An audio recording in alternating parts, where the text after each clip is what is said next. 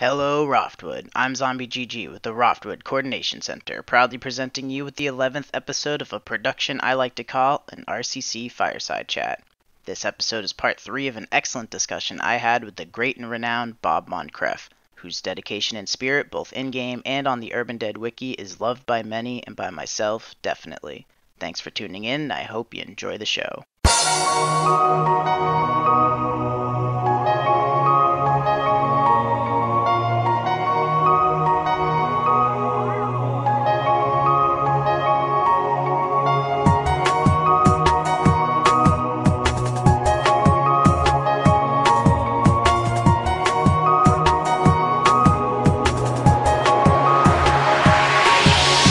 I started playing in college, and I would use Urban Dead as a way to keep myself awake because the things that I studied, I was doing a lot of reading, I was doing a lot of translation, and these were like long, slow, laborious kinds of homework. So when it was like 1:30 in the morning, my eyes were watering from looking at ancient text for too long. So I would log into Urban Dead and play for like 5-10 minutes and then be awake again and be able to keep going with the work I needed to do. And then I just got sucked in from there. So it started off for you in college too, huh? Yeah, so I was a... So what, 2014 you said? 2011 is when I started playing, because I graduated right. in 2015. Do you remember your first character? Was it just Bob M? My first character was Bob, and Bob originally started as just like an independent dual nature character, because I wanted to play on both sides, and I didn't really get that I could have multiple alts. I was like, that seems sketchy. So I played Bob as a dual nature character, and then I sort of ended up developing that into the Malton Taoist Temple. It's quote unquote a group, but it was just me the whole time, just with a one character. And so my goal with that was to be in a specific location. So there was a building in Darvel Heights, which I like occupied as my building, and then I would be dual nature. So when I was a zombie, I would ruin it and ruin the surrounding buildings, and when I was a human, I would repair it and like keep it maintained. So I played like that for quite a while, and then when Big Bash 4 happened, I was like, I want to be in Big Bash 4, but that's not how this character operates. So I created an alt to be my zombie alt, and that's Bree, who's now in The Scourge. And so Bree did Big Bash 4 and wandered around the city. On my contacts list, you better believe yeah. that.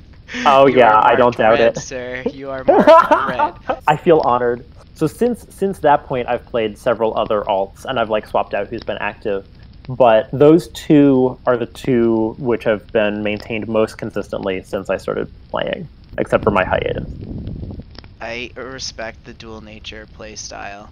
Bob was dual nature, but I was sort of fortunate because I was living in Darvel Heights, which is pretty well maintained by the Soldiers of Crossmen. And so most dual nature characters you end up playing as a zombie like 80% of the time, because you're not waiting in revive queues. Yeah. But because I was in such a safe part of the city, at least during that period of time, 2011. Yeah, those guys had control over that area. Yeah, so I would end up as a zombie, and then they would like track me down and revive me, so then I'd be a human again, right? Even if I wasn't going for that, because the area was so safe. Since then, that's changed, mostly because the dead have returned and all of that. So Bob was dual nature up until I joined the EBD, and now I play Bob as a pro survivor character, but a pretty relaxed pro survivor. Bob also has never been a character who's ever used a gun.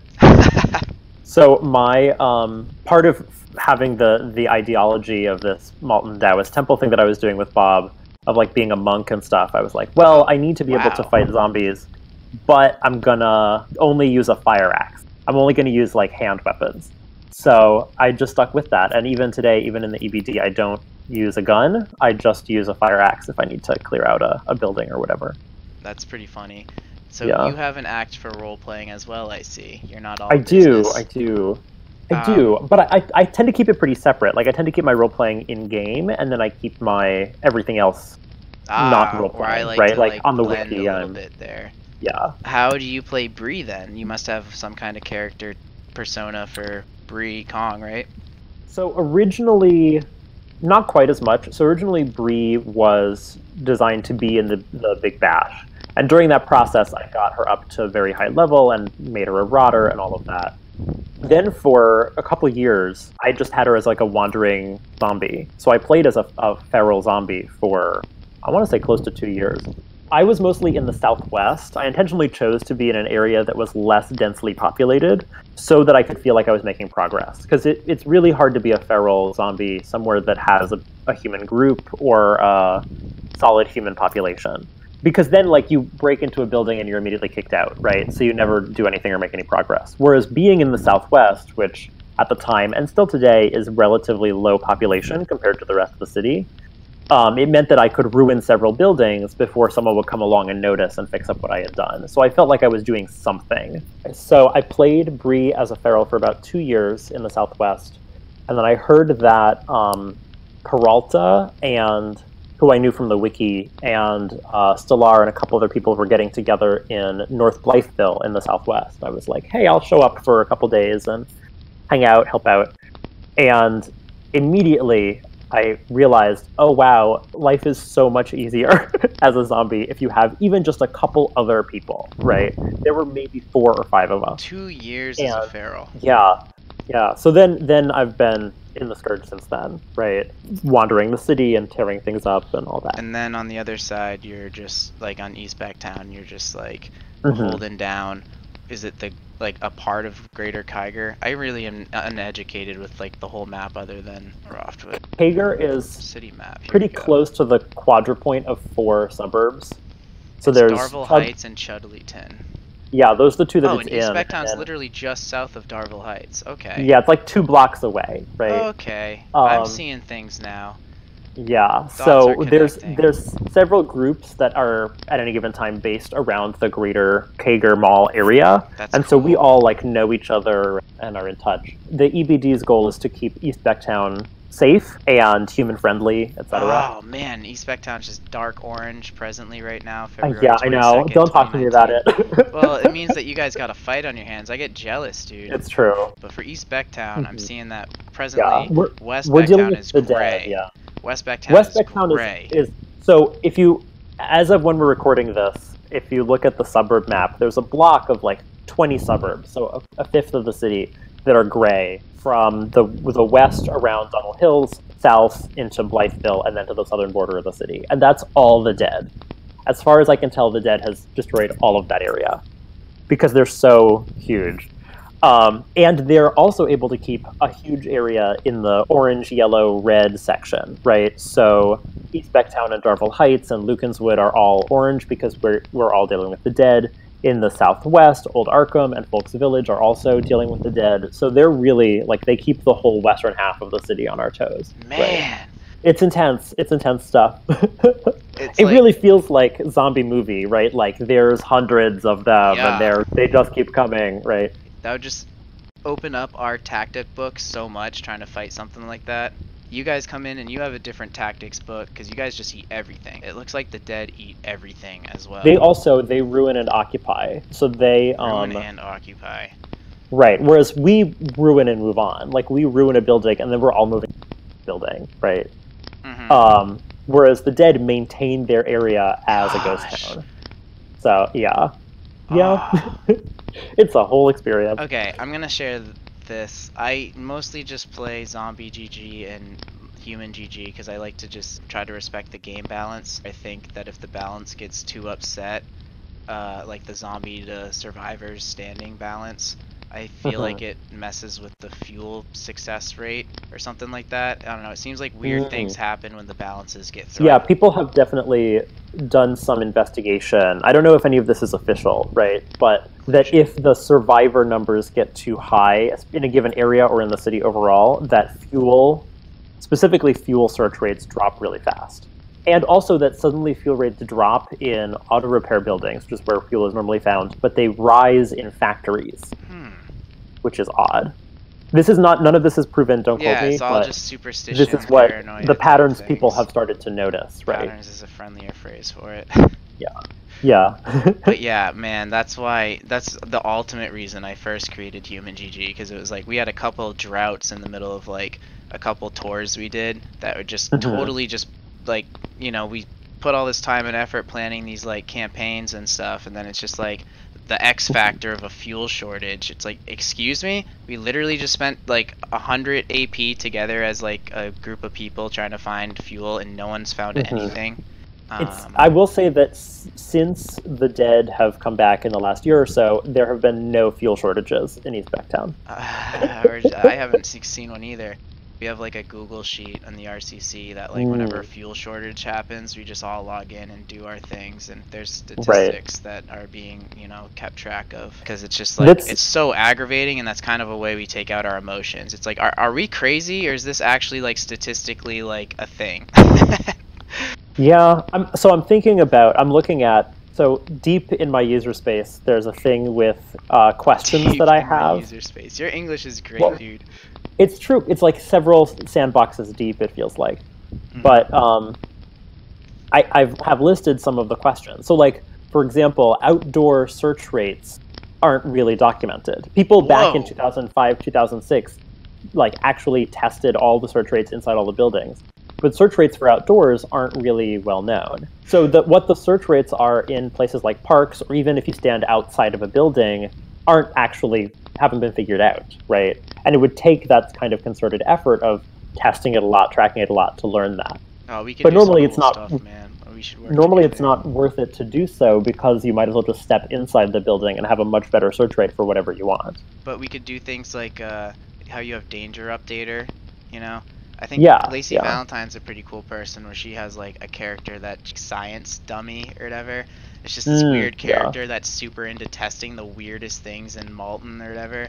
One interesting study that she shared in the RCC was why DNA extractors seem to only tag like the same zombie repeatedly instead of like going through a whole like standing group of zombies. It's like, why do I keep getting this one tag? And even though I add them to my friends list, it's like, and I say a zombie instead of the one targeted zombie that's on my contacts list, it's still giving me the same zombie. And I can't remember what conclusion she drew, but I remember she was like going into that for a bit. It treats zombies as a queue, so I don't know if it gives you the most or least recently active one, but it'll give you that one over. Yeah, so like, you know, when you're in a building with a bunch of survivors, let's say, and it lists the names of all the survivors, it lists them in order of least to most recently active. Wow, I had no idea. That's like proven, concrete? Oh yeah, that's well known. So the one I see on the top is that in the text or in the square or both? I don't know about in the square, but in the text, like at the top right, it'll list like a dozen, and whoever is listed first is the one who has least recently taken an action. They could have logged in. Yeah, they could have logged in since then, but if they just logged in and took a screenshot or whatever and didn't take an action, then they won't have been bumped up. That's so cool. So the ones at the bottom are the most active. Yes. This is very useful if you are zombies trying to attack somewhere, to know who has been the most active survivor to eat, to make sure that they, like, you know. Well, so either you can strategize and attack the one last on the list because they're the most active, or you can tag the one first on the list, because if you assume everyone logs in once a day, they're the one next most likely to log in. Wow. Right. So this is like a thing that goes into strategy, right? There's so much to zombies. My series with Scourge, the Scourge series with Stellar that I did, she really enlightened me with the zombie side For a while, of things. As the Scourge, when we were moving around, there was a zombie whose name was, I think it was A Small Dog. And he was a feral zombie, but it would follow us around. We kept trying to get this person to join our Discord and like communicate to us, but the zombie would only speak in dog noises in Death Rattle, right? So it would like bark or growl. He was a zombie dog. It was a zombie dog, and the zombie dog. I still have no idea who this was. We have this guy named Banana, B-A Nanner, and he's just like the biggest clown in Roftwood. He's just hilarious. He just spams, like, he always like says zombie GG with like my equals ID at the end and radio broadcast, and says like PK or GK or like Trump supporter or some kind of like over the top like personal attack or something. And it's just like, a lot of people in Roftwood know who I am and stuff, and a lot of people on the local frequency know who I am, and it's just a joke, you know what I mean? And he just posts like the emu con of a banana and like the world and like a king crown and stuff, and he's just never reliable but always humorous, you know? I don't know, and someone logs in and does that, and this game is just covered in people like that, presently and past and stuff. And Really, it really is. I'm just gonna. One thing that was really cool when I first started posting things on the wiki, you helped me categorize my stuff correctly. At first, I thought it was kind of like OCD, NPOV. That's like the wiki thing. So now I feel like that I have this journal space. I can like write about some of these people according to my perspective. Yeah. There is a distinction on the wiki between spaces that are like public, so like the suburb pages, for example, are designed to be used by everybody. Anybody who wants to go there and find information can do so. So all the information that's kept on there is supposed to be neutral. It's not supposed to be favoring humans or zombies. It's not supposed to be favoring a specific group, right? Totally makes sense to me now, but it was like a learning process, you know? Right. And so I think a lot of the way that at least the way that I personally try to approach the wiki is I try to be helpful, and I try to assume good faith that people are meaning the best and don't understand or aren't used to the customs or aren't used to the system. So when you go to, for example, one of the jobs of sysops and bureaucrats is to decide on vandalism cases. So if someone is vandalizing the wiki or not. And a lot of our discussions come down to, was this person acting in good faith? Were they just doing something and not realizing that it was going to mess something up? Had they not read the rules, right? Or were they acting in bad faith and therefore trying to actually mess up the key in some way or break the rules or post something inappropriate, right? What are you best known for on the wiki besides danger updates? Oh gosh, so most people know me from updating danger reports, from welcoming people to the wiki. Those are the two things that are most of my edits, right? Okay. But other things I'm known for, I mean, I try to be pretty active on the administration pages generally. So if you go to any under administration services, you're probably going to run into my name quite a lot.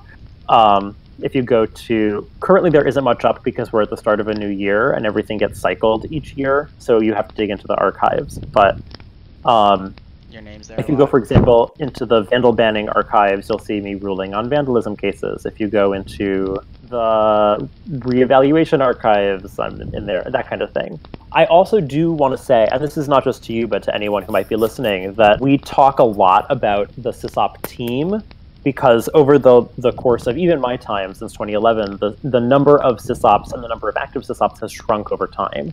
So we're always looking for more people who are interested, who show dedication, who show excitement about maintaining the wiki and doing this kind of support role, right? Which is really what being a sysop is. Yeah. And also, like, you don't have to know everything. You don't have to be versed in every part of every minute detail of how to cycle some minor thing on some minor page, right? I've learned in order a lot of to the fun apply is for learning sysop. too. Yeah.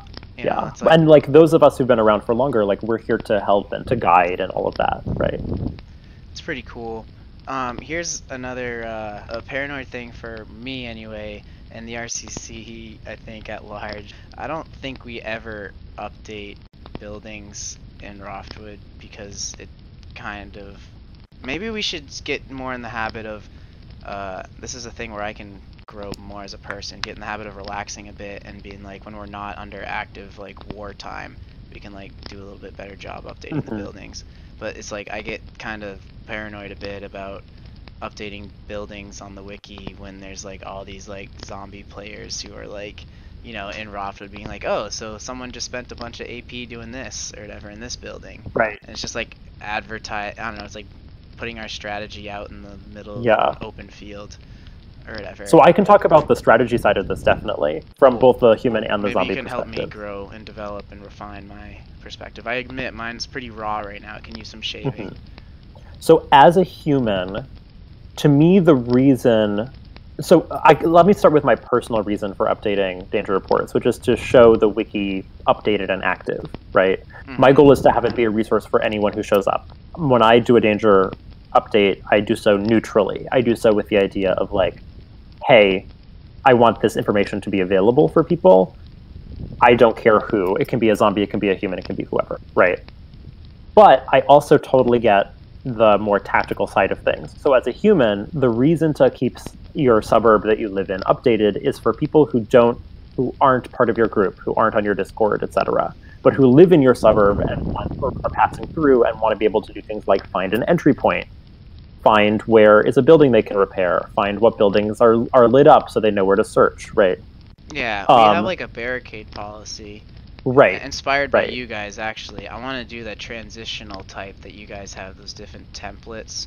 Like, yeah, that's awesome. So, for those who don't know what we're talking about, East Becktown is the only suburb, I think, currently with a setup where the barricade policy, the barricade goals change depending on the danger level of the suburb. So if the suburb is very safe, we lower the required barricades, and if there are zombies present, so it's a different status, we raise the required barricades for better defense. It's awesome. You have it all ready to just like flip the switch or whatever. It's so easy for us now, but it did take quite a lot of setup, I will say. I was not very involved in that process, but so Peralta, who's also known as Johnny Three Fingers and various other names, was really instrumental in constructing that system. And if you go and you look at the code, there's like a whole complex of templates and pages and inclusions and stuff that are all happening to make that work. And it's very impressive to me. Links to links.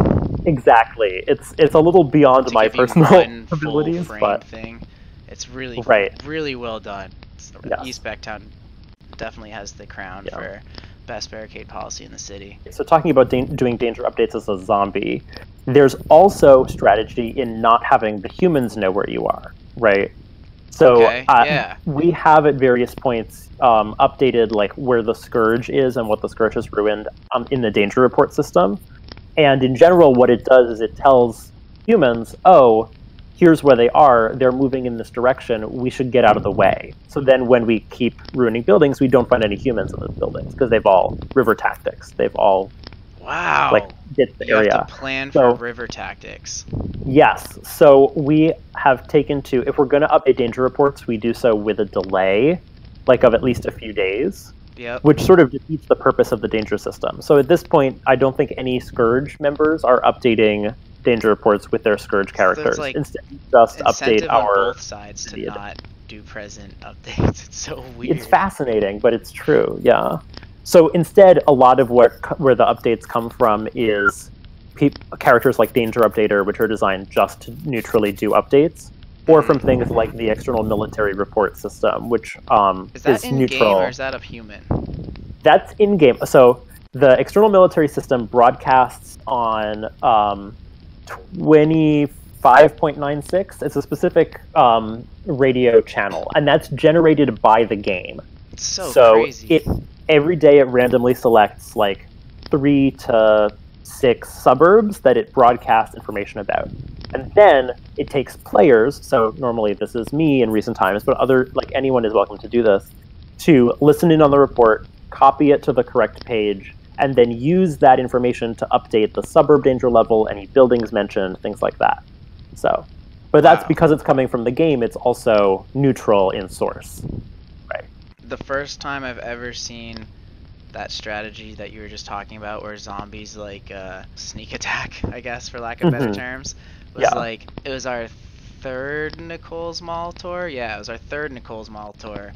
And it's by this point, the RCC is pretty well established as a Discord and community, and the Roftwood Elite's got some punching power, and the Malton Medical staff's pretty peaked with players, and we even got the Knights Templar to come in and help us out, because Nicole's Mall, I've talked about it in previous podcasts, but that's my absolute favorite. I love attacking Nicole's Mall. It's right next to that Kersley mansion, and the whole thing's just like a scene straight out of Resident Evil for me or something. I love the landscape. But it's also right next door to Ridley Bank, and there's the ferals that haunt the mall, and they're very dedicated ferals that are, I love them. My hats go off to those guys. They log in all the time and just give us hell and keep us on our toes. And then if we start getting the best of them, the RF usually show up to tip the scales.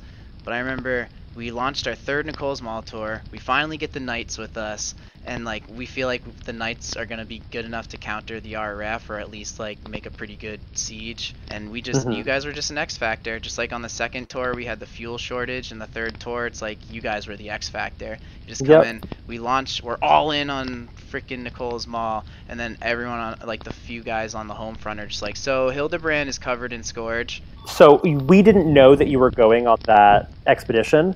So we came to Roftwood on purpose, but we did so thinking we were just going to visit you guys, right? And like come ruin Roftwood. We didn't realize, oh, they're literally doing something right now, right? Yeah. Because you hadn't updated danger reports in such a way that we would be able to tell, like, hey, so they moved to a slightly different space. Right. You guys just cracked them all and it's like empty. You're like, where is like Roftwood?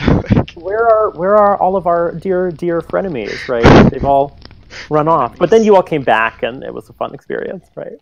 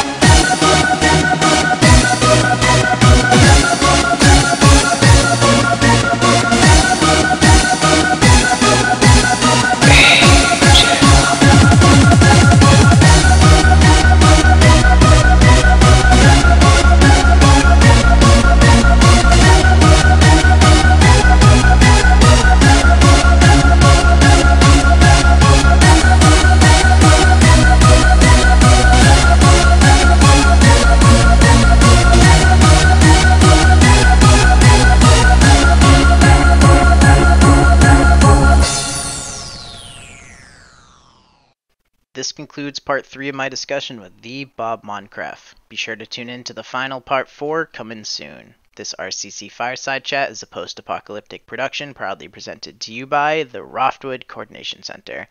I'm Zombie GG, and Roftwood, the pleasure's been mine.